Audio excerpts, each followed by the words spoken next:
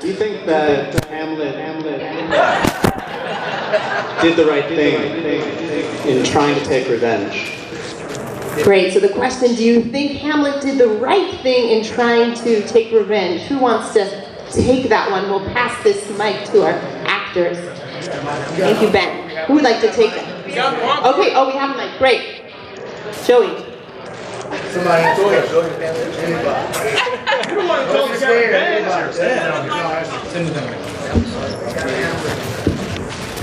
So please, when you're... Okay, great.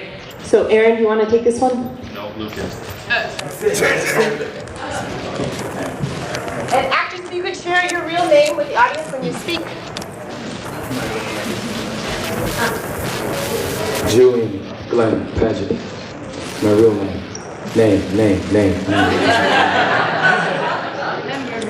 I think the character of Hamlet had several choices, yet the choice that he decided to take was the right choice.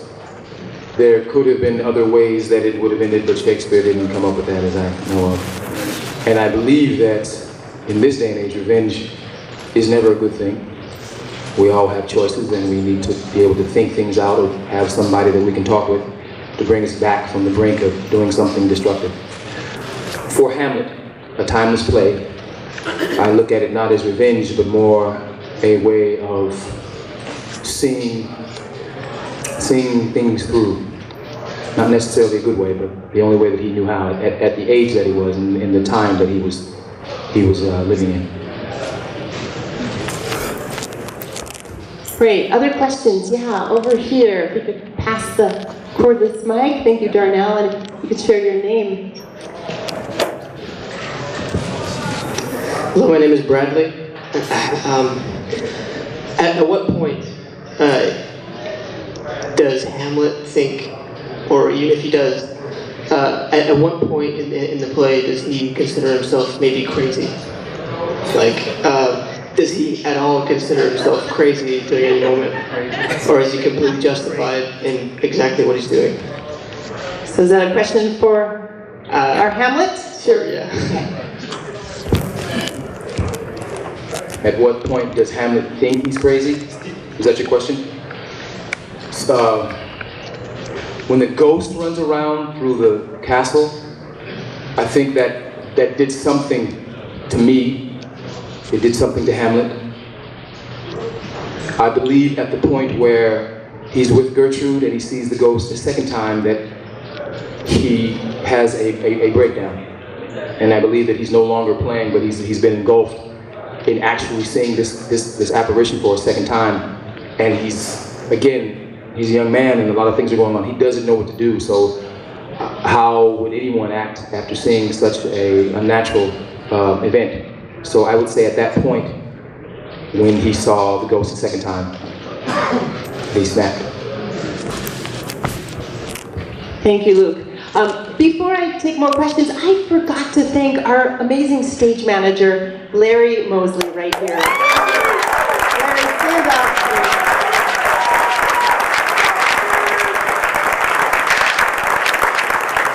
This is the first year we've had a stage manager, and Larry has been, I can't tell you how awesome, organized, reliable, so I thank you from the bottom of my heart for that.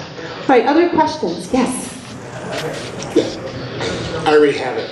Oh, okay, sorry. All right. That's okay. And your name? Wayne, I'm an actor, and I was amazed, you guys. And, I wanted to know, when did this hit you? When did it become part of you? Because during the rehearsal process, you put yourself there, and I don't think you did this for an audience before. No. And so, what was the difference between when you were rehearsing it and then there were 300 people out here? Okay, who would like to take that? What was the difference? If you want to grab the mic over here, Joey. What's the difference between rehearsing and performing in front of a wonderful audience? How's everyone doing?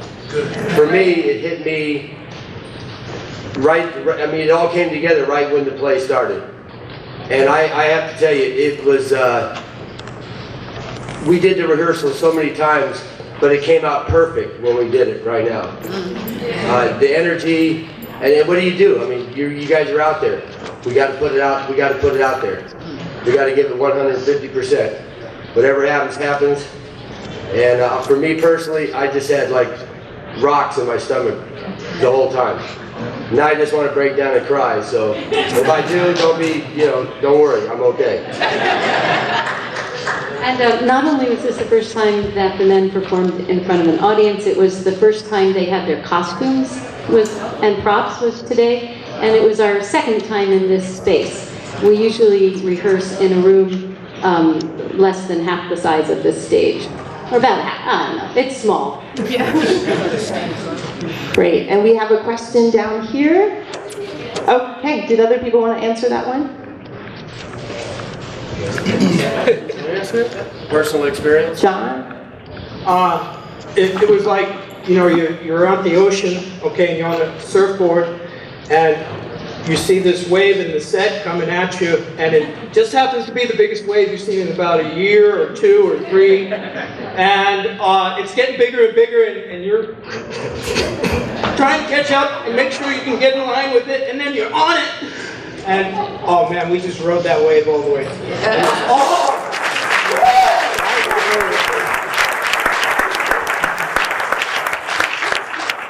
I'm shy, so I don't like to talk a lot. But wait. I think. And could you share your name? Oh, my name is Jonathan Wilson. They call me JW. I think for me, I was tricked into the first performance, and I sat in the room and I kind of just went with these guys and I practiced. But I want to really thank the guys in blue for supporting us also, and you guys that came in, because that's really where our energy from. We can practice amongst ourselves, but there's such a charge you get from seeing people here, and we kind of get a chance to show off. So we only get one time at it, so we just do our best. Great, thank you. Let's take another question. Is this on? Yeah, yes. Hi, my name is Deanna. Thank you. I've paid to see performances of Shakespeare a lot, and this was fantastic. I can't say I've seen a better.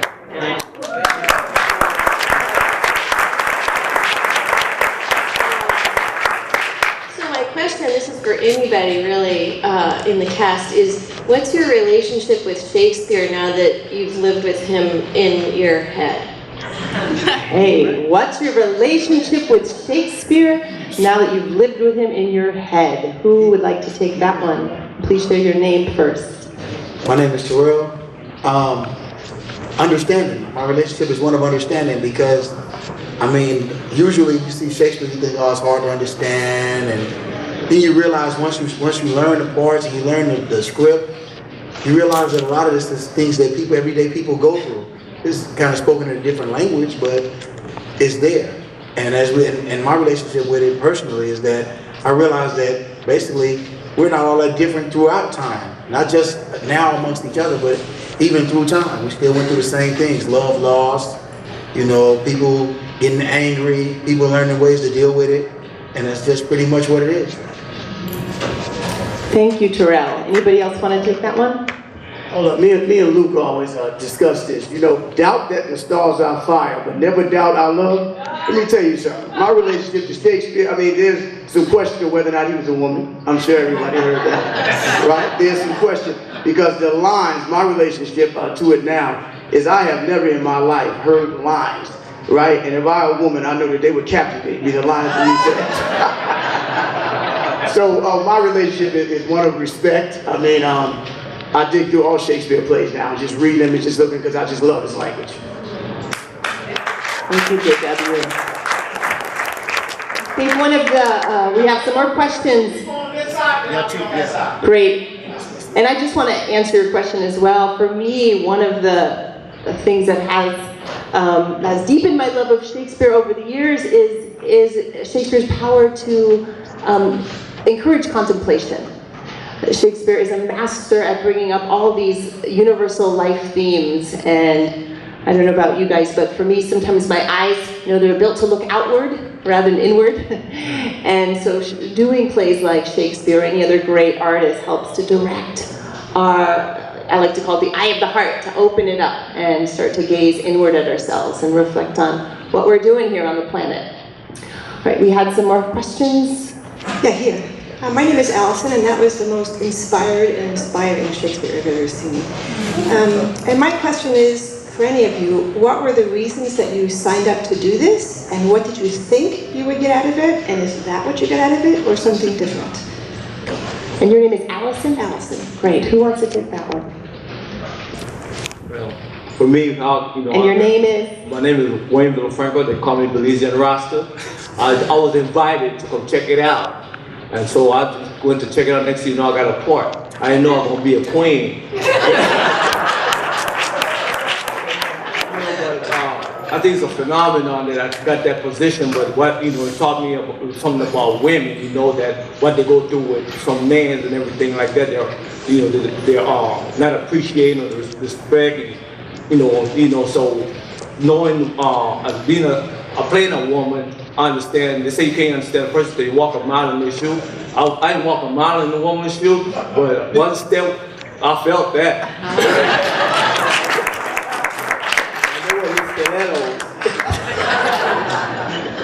Okay. All right. Thank you. And Joey, you want to take that question? Yeah, my name is Joey Mason, or AKA Joey Bag of Donuts, as you'll see on the billing. For me, Luke brought me into this Shakespeare. He saw, I'm kind of a clown, it's kind of how I do my time, is try to make light of things.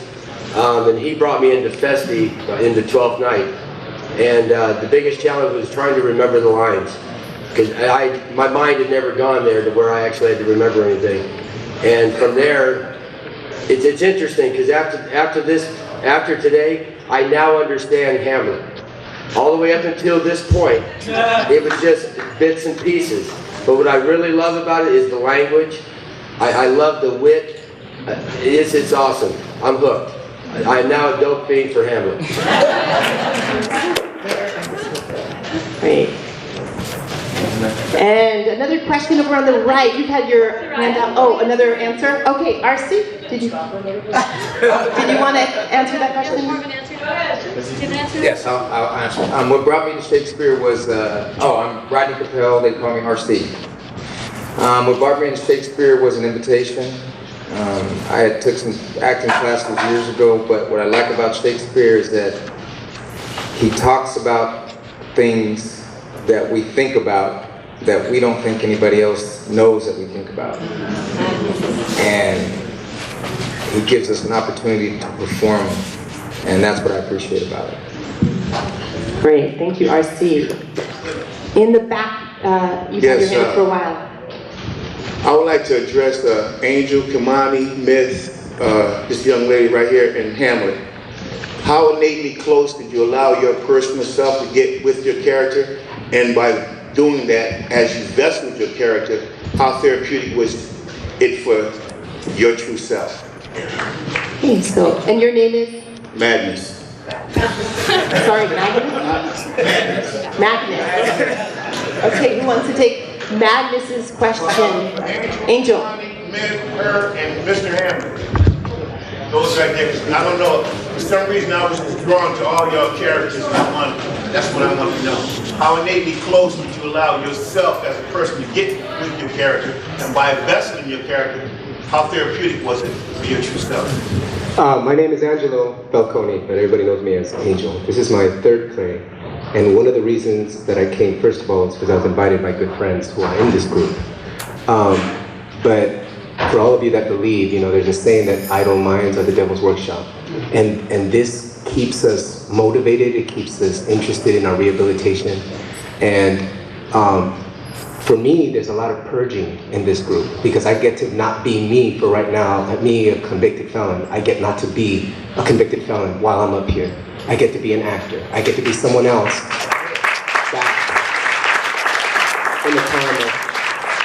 back in the time of Shakespeare. So, you have that humanity amongst us.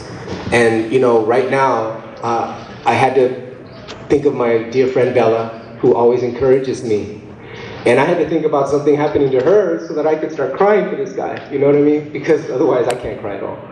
But it's very therapeutic. It gives us a great opportunity. They should have this at every prison, seriously.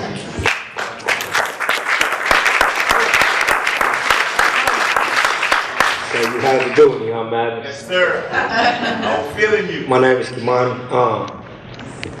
From the beginning, when I was invited by J-Love and my boy Luke here, I took it serious because everything I do, I take serious. I try to perfect it.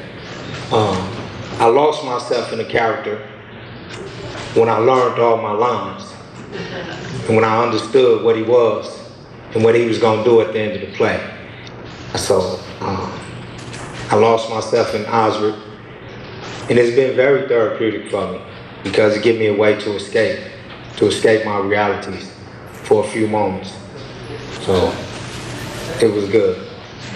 And like Joey said, I'm turned out on Shakespeare.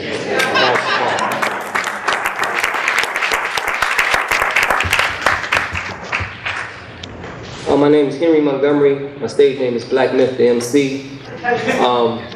My character fit right into what I'm about. I like clowning around. I used to dance back in the days. I'm actually 45 years old, so tomorrow I'll probably be in the MTA office. But as far as the therapeutic part, that song that I did, the chorus, it goes, it's strange how I strain to maintain, my life is so miserable. Miracles never happen. Got faith and only was visible. It's critical times and I can't afford to ignore it. My wounds are enormous and this pain's got me distorted. And a lot of times, I've been down 24 years, that's what I felt like. Sometimes I believed in miracles, sometimes I didn't. Sometimes I believed in things that I couldn't see, and sometimes I did, and vice versa. So, being able to express that, and when I was walking out in the audience, I got a little more emotional than I normally get. I mean, I really went there, and I was really feeling that. And but what I like about the therapeutic part is that every time when you come into Shakespeare, and once you learn your lines, and then Soraya and Leslie, they make us really, get into it, and then it's like you could read something and just read it and you won't really get an effect, but when you close read it and you really get into the words and you read it slow and let it sink in, and it just brings something out of you. They say first there was the Word and the Word was with God, so when you're speaking those words, you're speaking life, so it gives me life. So that's how it gives me therapeutic, I guess, therapy.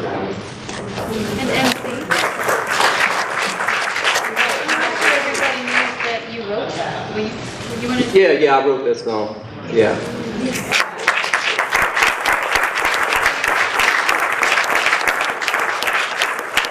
Hi, my name is Sarah, and oh man, it was really interesting playing Ophelia because I think a lot of people think of her as just this really sad woman who takes her own life and doesn't see any options. And I actually saw her as a different character from day one. I saw her as someone who was taking risks in love and taking risks with her heart. And even though she was living in a time where she was very much controlled by men, controlled by her dad, controlled by just like the social systems set up for her, she had a fire in her still. And, her option that she thought was the best was to take her life in that time.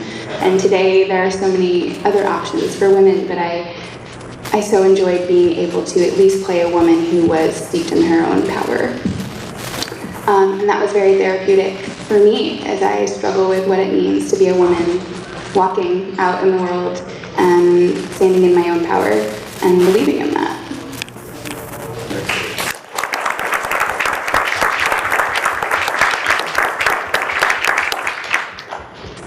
So, my name again is Julian, and for the man who asked the question, sir, thank you for being here today. I have been really, wow, it's been a gift from God to have such good people that I can just let loose with and just be whatever character that I'm, lucky enough to get. It's something that I love being the man that I'm becoming. I also love stepping away from that man that I'm becoming and being somebody else. So I enjoy wrapping myself in that cloak. The therapy in it for me is I get to walk around the building and say lines to myself and other men think I'm crazy. So the toughest guys in the building don't bother me. All these people up here are really gifted people, and we are worth more than what they say we are on the daily news.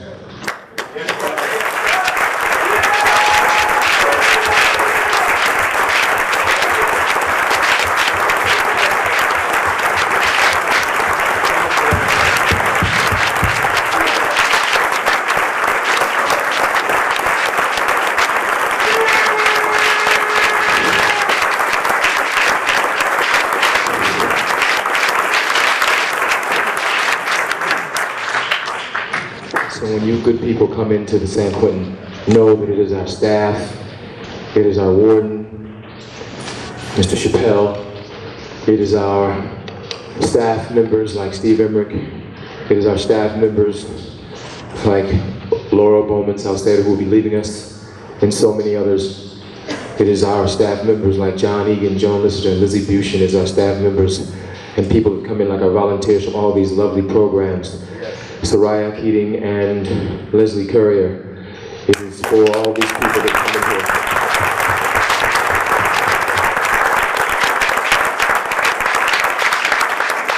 here. The gracious lady Sarah and the gracious lady Rachel. Thank you all for this. That is our therapy. Without it, we will not be prepared when we step out into society again. Thank you, Magnus, for that great question. It reminds me of one of my favorite sayings.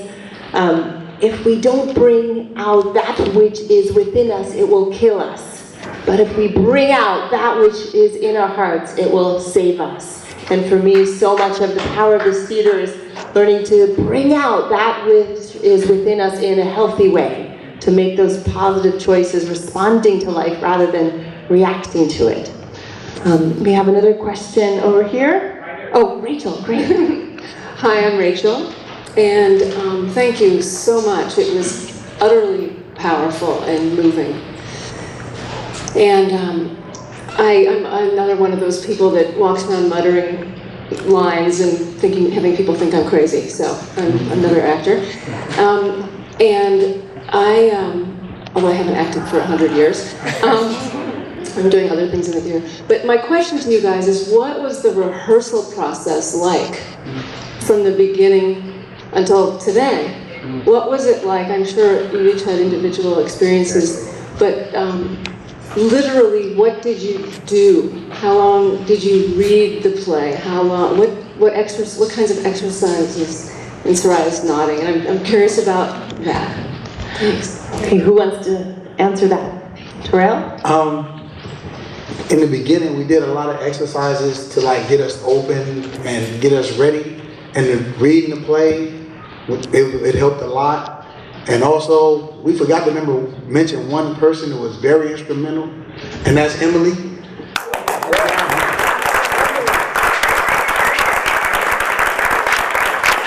Thank you very much. Because she helped us to understand our individual characters and to really get into our parts. And she was so instrumental. I mean, it's amazing. You are amazing. Thank you.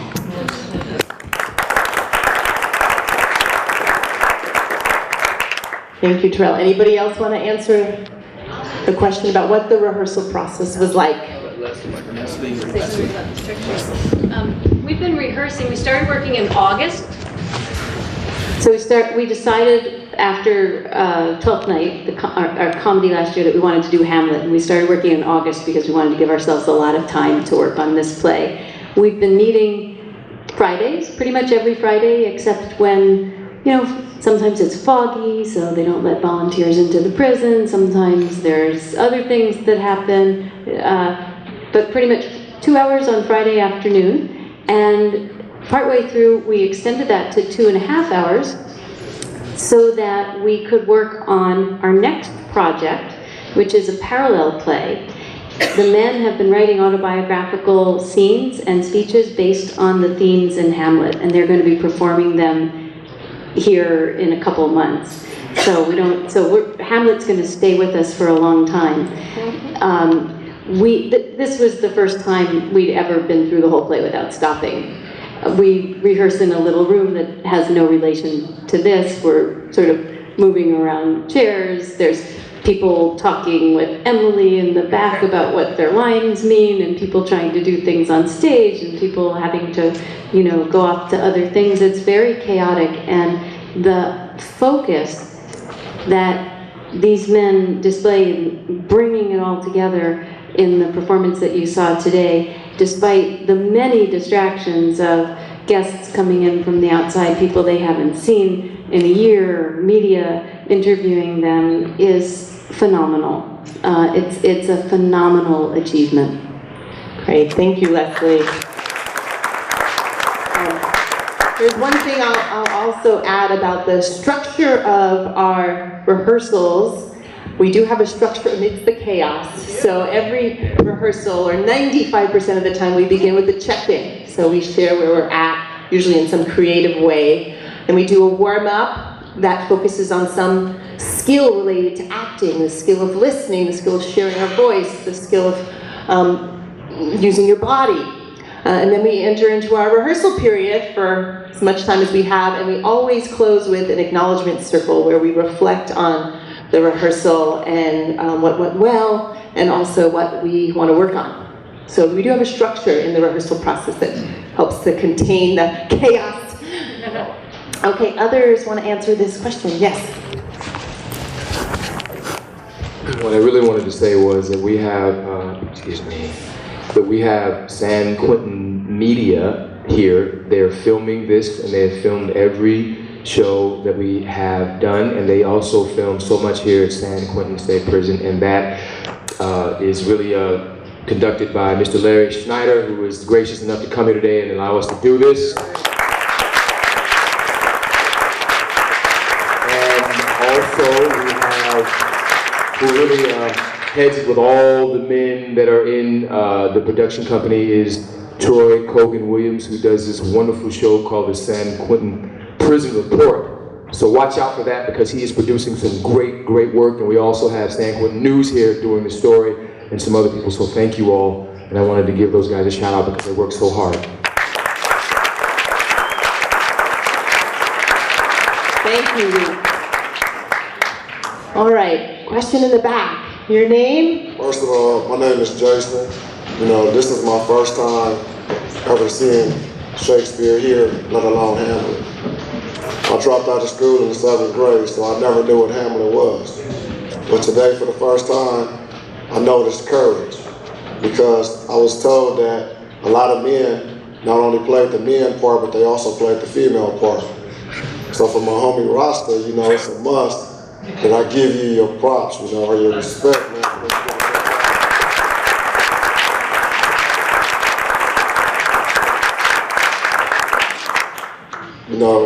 Being a person in blue, I want to specifically ask you, how did you step outside of yourself and be willing to take on that role without worrying about what us in blue would have to say? Now, it was hard, I was struggling with trying to be a queen. I don't know how to play, trying to play a woman. I mean, wow, but now I understand what they go through. But for me, to be able to step out of that, I got to be confident in myself, And the programs in San Quentin help me to be able to trust in myself, my guts, and my feelings. And that's what helped me and encouraged me. So I learned that, I can't too much worry about what people think, but where I want to go with my life, and I got to focus on that. So it ain't nothing to fear but fear itself. So thank you for asking the question.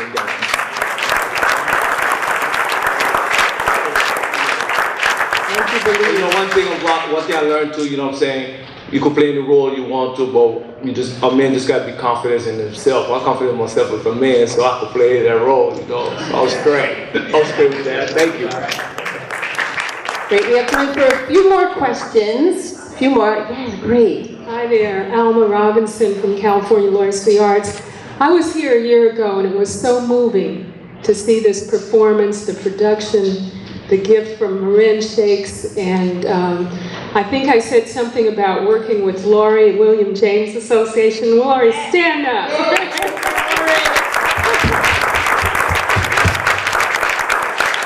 We declared that we were going to try to restore arts and corrections, and we were going to work on that this year, and so today it's so great that Dr. Larry Brewster is here from USF. Larry, stand up.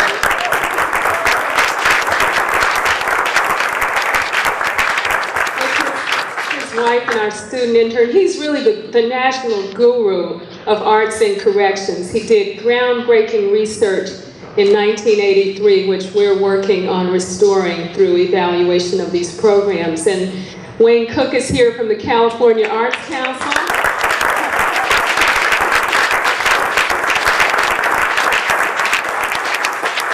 Just yesterday, we got a call from the Arts Council saying they want to try out this research in a couple of other counties in Central California, and it all comes back to you guys and the wonderful inspiration that you bless us with. You are transformed. We are also transformed. We are ashamed of the place that this state has come to in terms of over-incarceration, under-education. We have to address this.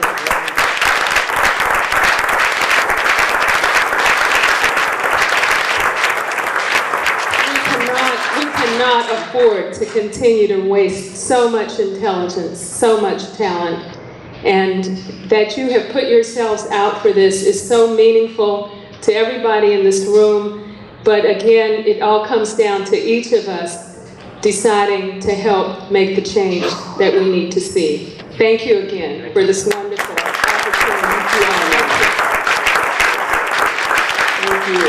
And you remind me, it's such an exciting time to be a human being on this planet Earth, because there is so much transformation happening. It's right here in this audience, all of who you mentioned and all of what's happening in so many parts of the world. There's more gatherings to create art, to create healing groups, to do meditations that help us, to create music. So I feel very grateful to be alive at this time on the planet. Okay, who would like to? Yes? Okay, we have a question over here, and then, great. Good afternoon. My name is Wanda Sabir, and I want to thank you so much for another marvelous Shakespeare production. I really enjoyed your production last year, and I'm so happy that Leslie is in touch with me and I'm here again. And thank you so much for being on my radio show last year to talk about this program. And wow, I'm so happy about the funding and the interest. That's really excellent. I was just taking notes as I was listening to the play and watching the play, which was really fantastic. And I wanted to just make a couple of comments and then ask a question or two or three. I was just thinking, sort of echoing what you said, the man who did the wonderful poem and dance. What's your name? MC. MC, yeah, you were really, really wonderful and right on. Because I was thinking about Nomo, the African tradition of naming, and how when you name something, you bring it into life, you call it into being. And we have those traditions in a lot of different spiritual traditions. I'm Muslim, and so the word is really important. And I think about the transformative nature of language. I'm also a college professor. I teach English at one of the community colleges in Alameda County. And so I was just thinking about how words make people, and I really hope that I can come and see the writing that you've developed around your characters. I don't know if that's open to the public, but I'm interested, so maybe you'll invite me back. I'd love to see that. And I was thinking about the echo of remember, you know, the memory, and I just thought about that was just really important. And then the whole thing around sanity. And what do we do with our people that are not quite right? in the head for a lot of reasons. I think about Hamlet. Hamlet was grieving. His father died. He hadn't had an opportunity to say goodbye. He was away in college.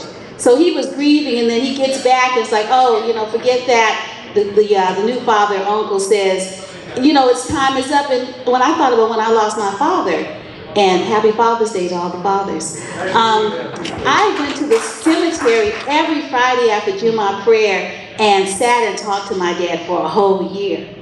So, you know, how can you know, the uncle, now father, and I heard the incest echoes too, say, okay, well, get over it. Your dad's gone, you know, you shouldn't be upset. And I really liked the sort of the play with the word mad, crazy, mad, angry. I thought, wow, Shakespeare's brilliant, man. And you all are just brilliant, like, with letting us hear that. And I'm really happy that you took out, you know, Hamlet's ramblings, because maybe I would have missed it if I would have had all the other stuff to wade through, although I really like all the other stuff too.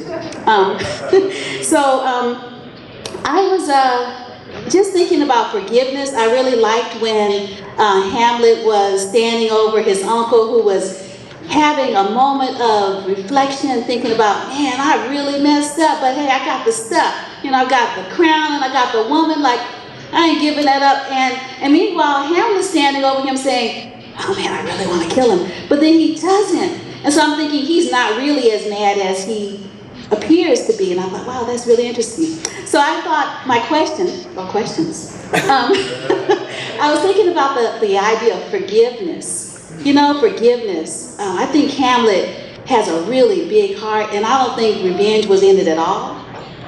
I just think he was just really grieving, and grieving makes you go mad. You know, when you miss somebody that badly, you know they're not coming back. You see all kind of stuff. You know, I mean, for real. I know I did. So I was wondering about forgiveness, and I was always wondering about what lines did you love the most that were cut? Can we also share lines that we love that were in it? Okay. Okay, so who wants to share on Wanda's question about the grieving process? Yes, Angel. You know, it's interesting that she talks about forgiveness. This is my first time in prison. I have no prior record before this. But a gang member murdered my sister when I was a little boy. And that made me a very bitter, angry person. So I didn't really care for people in prison. So now I'm in here. And so sometimes you have to like go through an experience to want forgiveness so that you can learn to be able to forgive. Because I've met some of the most wonderful people in here. Really good men that just made a mistake, that didn't mean it, or just didn't know any better. Because I had a really good life. I have no excuse. But there's so many good people in here. And so sometimes you gotta experience it yourself. So forgiveness is a big thing in my life right now. Thank you, Angel. Real quick, because the question and answer is closing down, I got two. I got a young man over here, young man over here. I have the young lady here. Is that your question? Okay, great. So maybe afterwards you can discuss more with anybody who can stay. You're welcome to discuss with our actors in person. But we have our next question. I'll make it very brief. Hi, I'm Joshua Johnson from KQED News. I'm really, really impressed with this production. I did not understand Hamlet until today, so thank you. I can tell that some of you are starting to kind of come down from the production. I can see some of you are settling back into the fact that you're not, you know, actors anymore. You're about to go back to being the men in blue. So my question is, if you could leave here today, if today was your last day in San Quentin State Prison, and if you would be a free man tomorrow, what would you take from this experience to make sure you never came back? Great question. I'd love to hear from some of the guys who have not shared yet. Raise your hand if you haven't shared yet. So Tristan, Devontae, Larry, great. Who wants to take? Tristan, what would you take away from this experience if this was your last day in San Quentin? To make sure you never came back. To make sure I never came back. Well, my name is Tristan Jones, first of all. I think the thing that I would take from this is just that there's a lot of people out there a lot of people right here that are just really good people, and that they're there for you when you need them. I mean, you can rely on them. So my biggest thing would be just know that people are there for you in general. Thank you. All right, who else wants to answer that? Larry. My name is Larry Mosley. If I were to leave today, I would take from this experience accountability, a true sense of accountability, because the mental dexterity and everything that went into the logistics of this play, it took a lot. It was a huge challenge, you know. And I just thankful for the cast and Soraya and Leslie and everybody out there in the audience. Thank you. Great, thank you, Larry. Devontae. My name is Devontae Spires. I would take this positivity, because if I get out to the say, like I say, get out tomorrow, if I wasn't positive, I'll probably end up right back here. If I just walked around all negative and just did all the same things, and I would end right back up here. But if I take all this positivity that I have around me and just my new thinking that I have, I'll probably make it in the world. Yeah. That's right.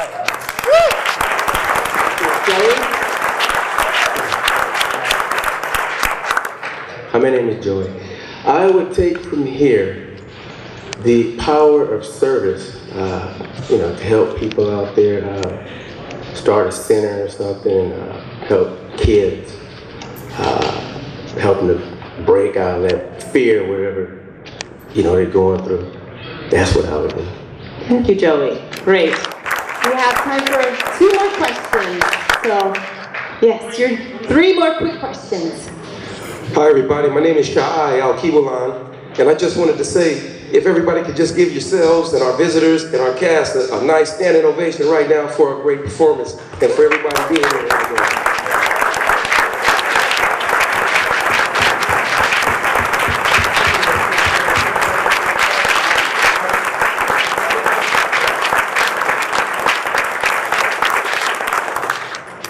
I have a statement and then a short question, or a short statement and a question. Ms. Keating, she said earlier today that Hamlet brings to life a lot of the betrayal, love, hate, and courage that exists in life today. And I also wanted to add to what her statement was, some ecstasy and lunacy. And so my question to all the cast members here, because you all seem to be, show a lot of humility, a lot of courage, and some humbleness too. You know, when you found out what had actually happened. You know, there was a king that was murdered, you know, and someone took his place. So my question is there any relationship with the personalities of the cast, with the ecstasy and the subsequent lunacy of Hamlet's character with yourselves?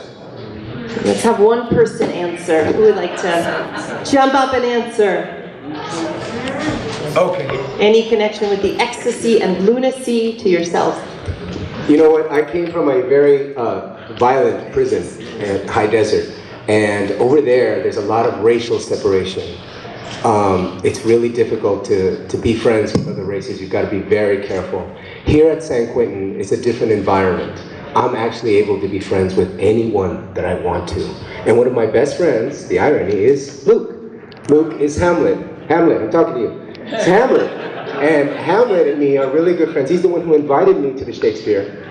So you see there is that connection. Just like in the play, I'm his best friend. In real life, I'm also one of his best friends. Next question, we got 2 more questions. I'm gonna make this quick. My name is Eddie. This is my first time ever seeing Shakespeare, period. Y'all did a great job. And I finally heard the words "to be or not to be" in the play. I've heard that before, but I just want to know if we did a close reading of when Hamlet was going through it about love with Ophelia. Why did he turn his back on love? I just don't understand that. Why did Hamlet turn his back on love? Anybody have any Thoughts about that?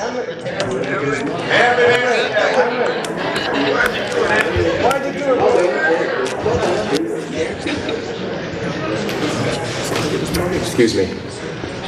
I would take from here love and the ability to know that I can be successful no matter where I'm at in any part of this country. Because this place teaches you how to be the best in the most grimiest situations. Brother, I didn't turn my back on love. So no, okay.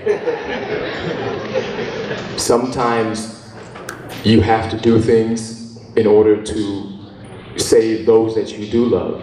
Hamlet didn't know that Ophelia was going to make the choices that she made.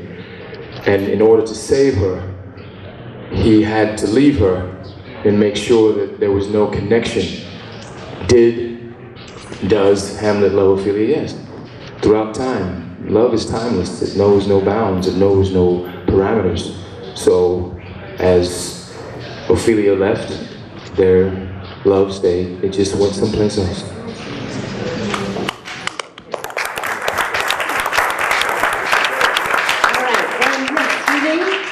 Gene, my question would take the rest of the day and all night to answer, so I won't ask it. But really, no, but I feel like I'm so close to all of you that I would like to know the story of how you all ended up here. But forget that for now.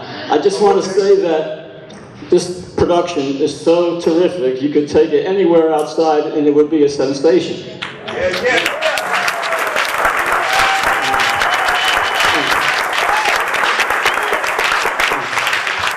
One more thing, there's a movie you all have to see. It's called Shakespeare Behind Bars. It takes place in a prison in Kentucky where folks just like you put on The Tempest. And it goes into the life of all the inmates there as they rehearse and produce this play. It's incredible. You gotta see Shakespeare Behind Bars. Thank you, Dean. Yes.